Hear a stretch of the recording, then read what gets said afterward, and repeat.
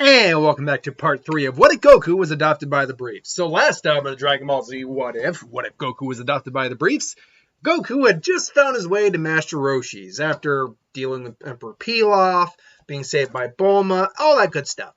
And basically Roshi says, boy, you're here. I guess a promise is a promise. Time for training. It's like, wait a minute, you should probably be training me instead.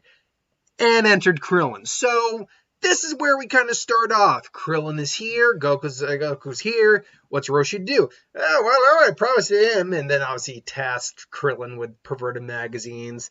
I think, well, you definitely live up to your promises. But you promised me. You said you'd be able to train me. I did say that, didn't I? Well, I guess there's only one option to this. I have to train you both. Wait, really? Is it, wow, really? Yeah, why not? I can't remember exactly the reason why he chose to train them both, but he trained them both, and it would still happen here. Now, obviously, Roshi would still test their physical capabilities. Krillin still makes his time he normally makes. Goku's a little different, though, in this. Remember, Goku's already a bit stronger than his canon counterpart. Not by, like, huge measures of strength, but comparatively, like, if Goku's power is clocked in around a 10.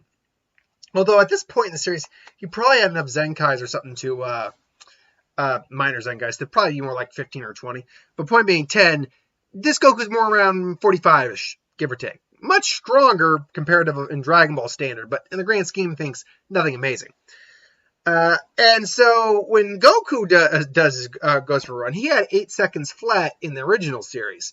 This version, well, we'll give him a solid second shaved off of that. A solid second, I think, seems really well, really good. So, Goku's like, yeah, it's like, whoa, 7 seconds flat.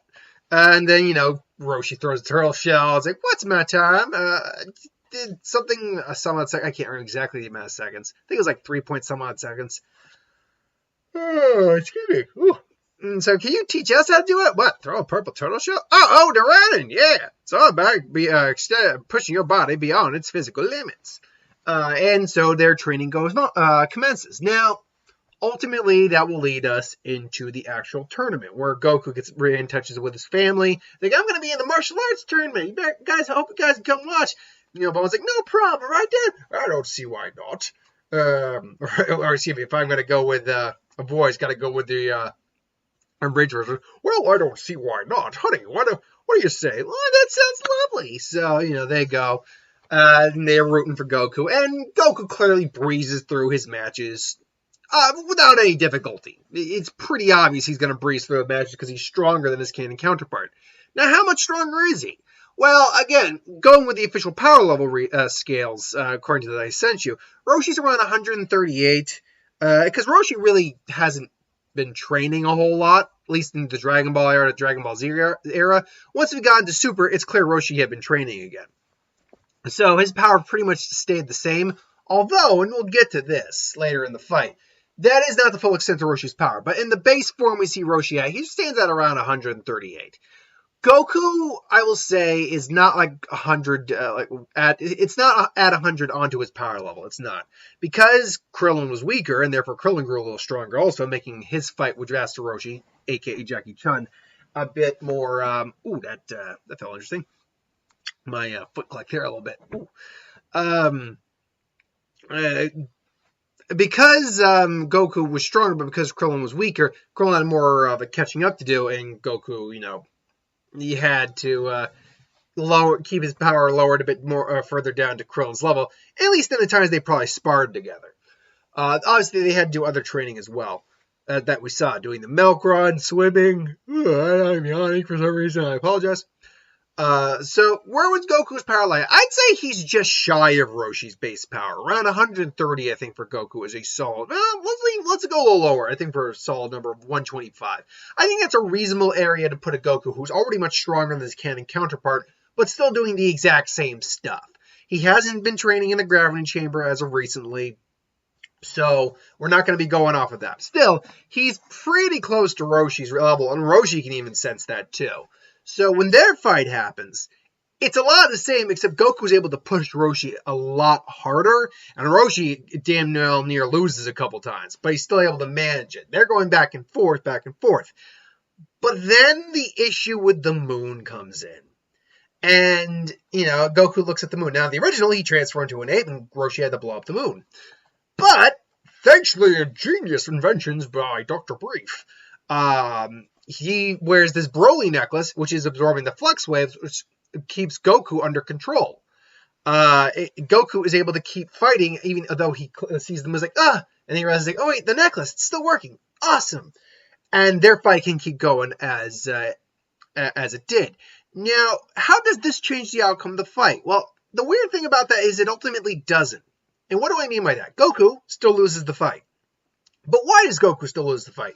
He's not transformed into the ape, using up his energy, so therefore, and he's already stronger than this version than he was in the original, almost edging out Roshi. So why can't Goku beat Roshi in this fight? Well, it's a double-edged sword. Goku didn't use up a bunch of his energy turning into the ape, but neither did Roshi. Remember, Roshi's full power, despite the fact he's technically immortal from drinking the Fountain of Youth, because he's still at an advanced age of 300 plus years old, he doesn't have the stamina to keep up his full power like he used to. He can do it in short bursts, and clearly he was able to do it for longer bursts thanks to training in Super, but we only ever see him do it when he needs to use it, like when he blew up Fire Mountain, when he blew up the moon, Frieza forces coming in, and even then that taxed him.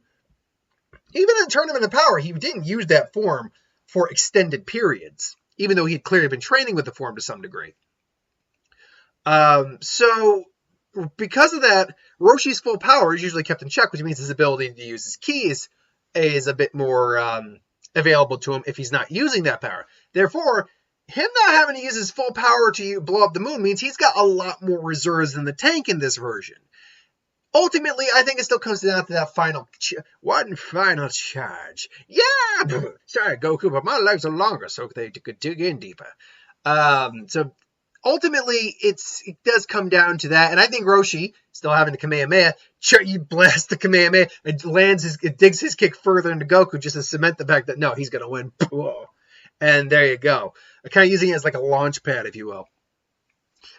So ultimately, the winner is Jackie Chan. Yeah! It's like, oh man, I hope we can fight again someday, Jackie Chan's like, yes, of course.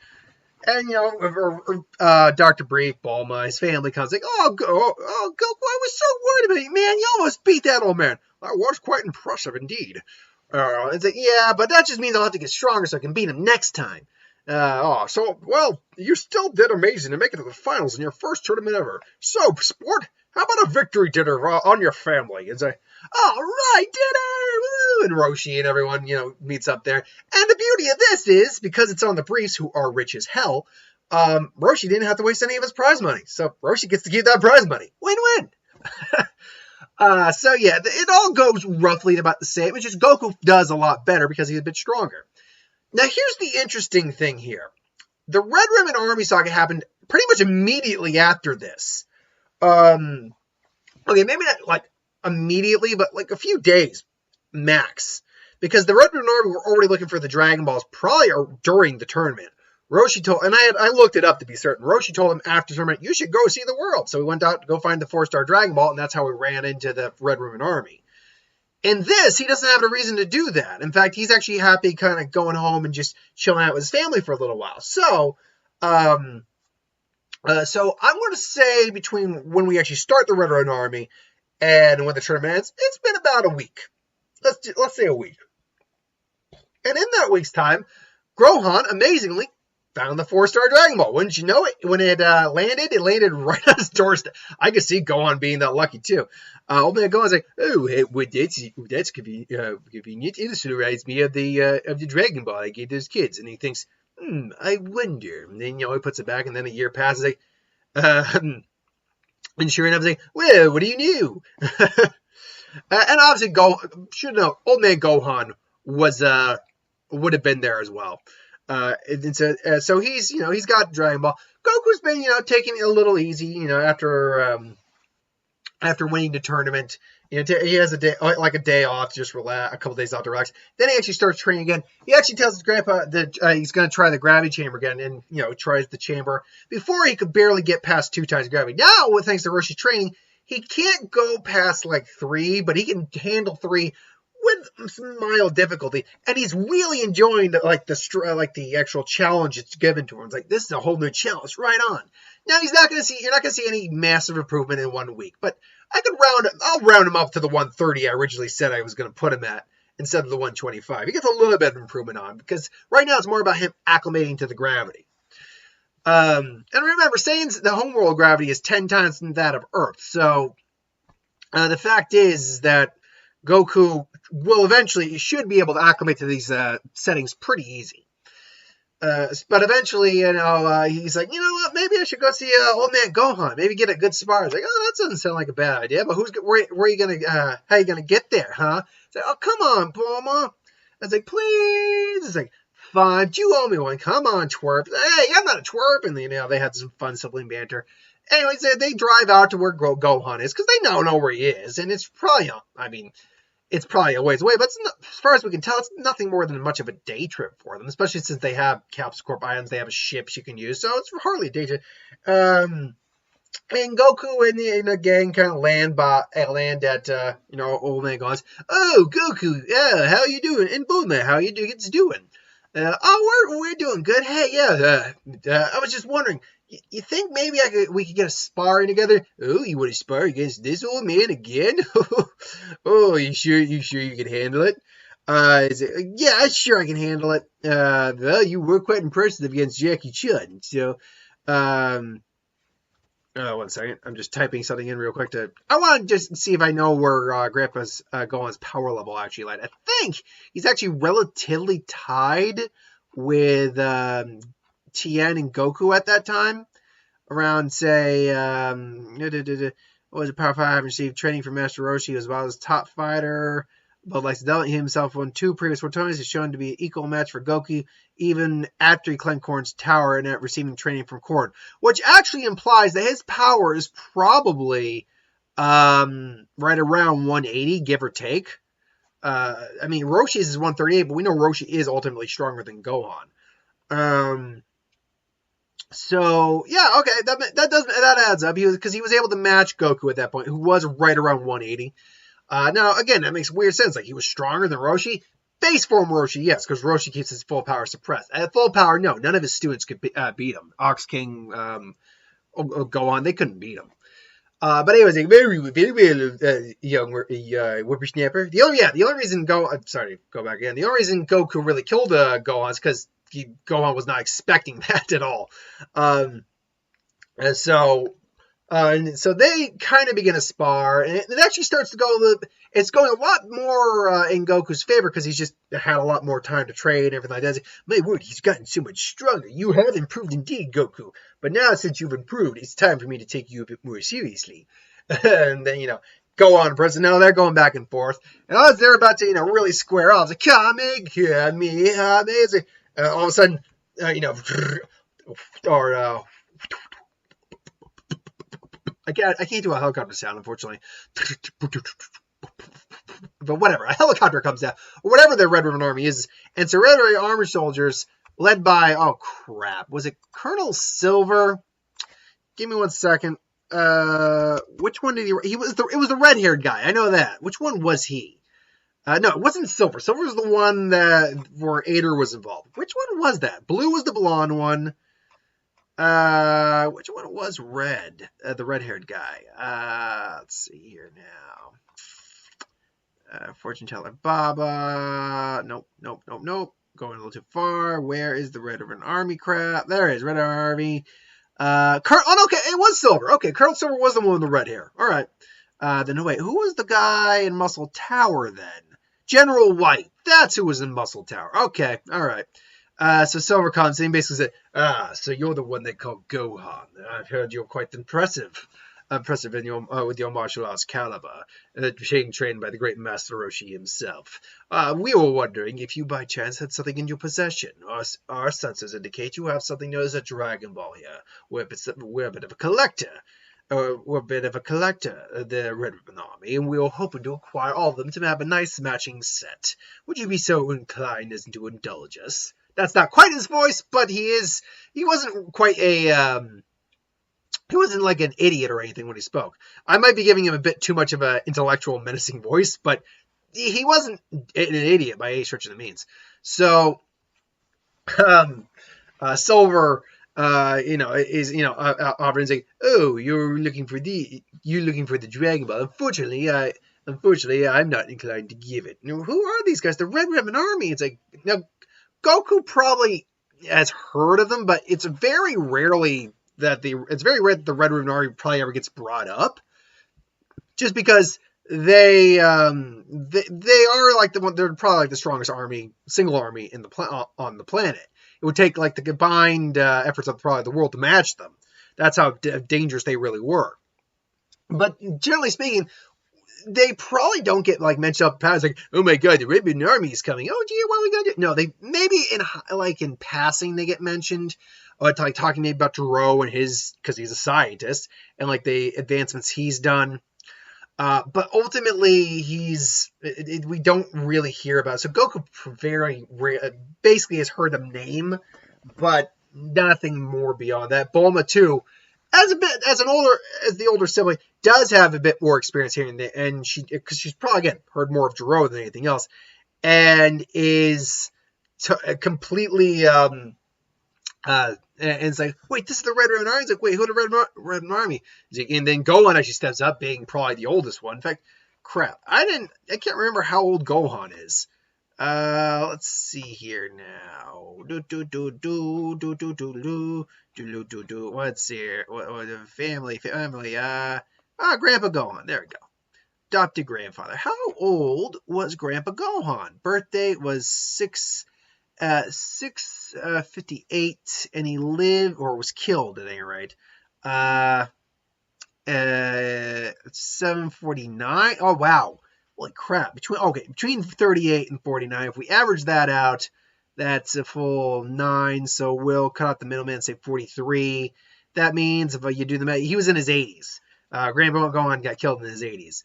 Now that being said, as an 80 some odd year old man, yeah, he's probably heard of the Red Ribbon Army, and he's like, I can't be allowed such things as the Dragon Balls to wind up in such scallions, no matter who you are, be it the Red Ribbon Army, the world government, or my own master. I was like, but Master Roshi's like, it's a point. I'm just making a point, Goku. I was like, very well then. If you want to do it the hard way, we can do it the hard way. Then, and then they're pointing their guns at Bulma and Goku. Goku, that being said, knows what a gun is. It's not like he knows the danger, and they're threatening Bulma. Like, you do not threaten my sister. It's like, oh, the little man wants to step up and fight, does he? Oh, please. Now, Gohan, you can either give us the Dragon Ball, or we can make a new delight, a human Swiss cheese. Your call. And then he's just looking at them. And he's like, Goku, would you like to have one more little competition? And then Goku's kind of hitting. He's like, wait, it's like, oh, is this the best time? He's like, oh, I think you'll be fun. And Gohan kind of gives a look towards them, and Goku kind of starts to cue into it. He's like, what do you have in mind? First, let's see who can take down the most soldiers.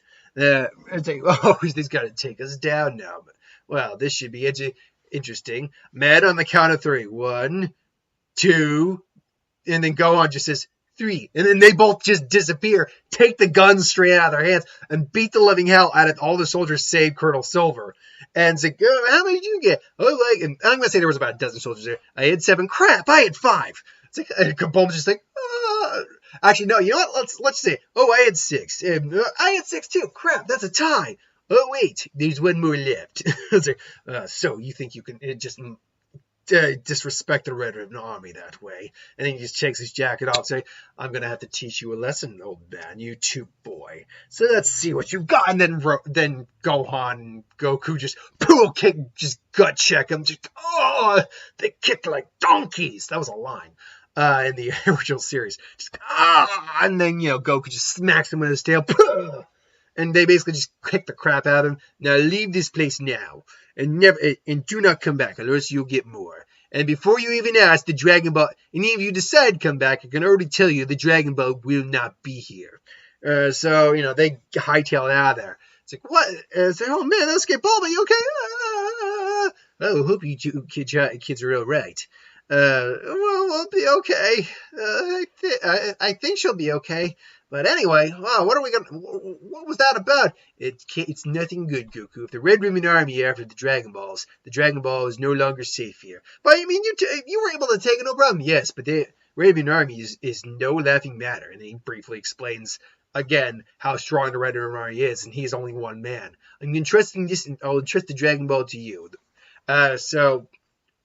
Yeah, but we should probably inform anyone else who we know who may have a Dragon Ball that they will be active in pursuing them.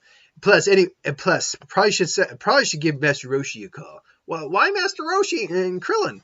Master Roshi, well, yeah, and probably mention Krillin, because the Red Room Army won't just be going after the Dragon Ball, but anyone they deem a threat. Master Roshi will certainly qualify. Krillin too.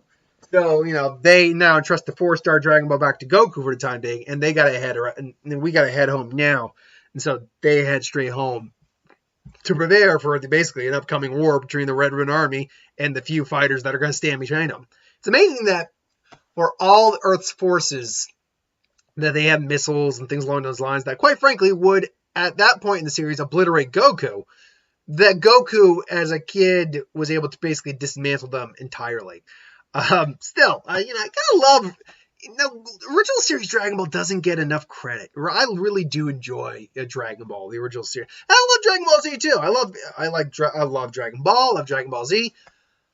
I'm a little bit more tolerant of Dragon Ball GT than a lot of people, but I don't love it. And Dragon Ball Super I very much enjoy. There's some highlights in Dragon Ball Super that are fan-freaking-tastic. And then there are things that make you go, oh. Whereas GT, it's a few cherry-picked moments of cool and just, ooh. So, yeah. Until then, thank you for watching. Hope you enjoyed. Like, comment, share, subscribe. As always, if you want us to review something, put in the comments below. Let us know. We'll do a review of it at some point. Why am I doing this? I don't know. I'll be back tomorrow, honestly, with just a couple videos, rating the videos I have planned out. Probably a best to worst.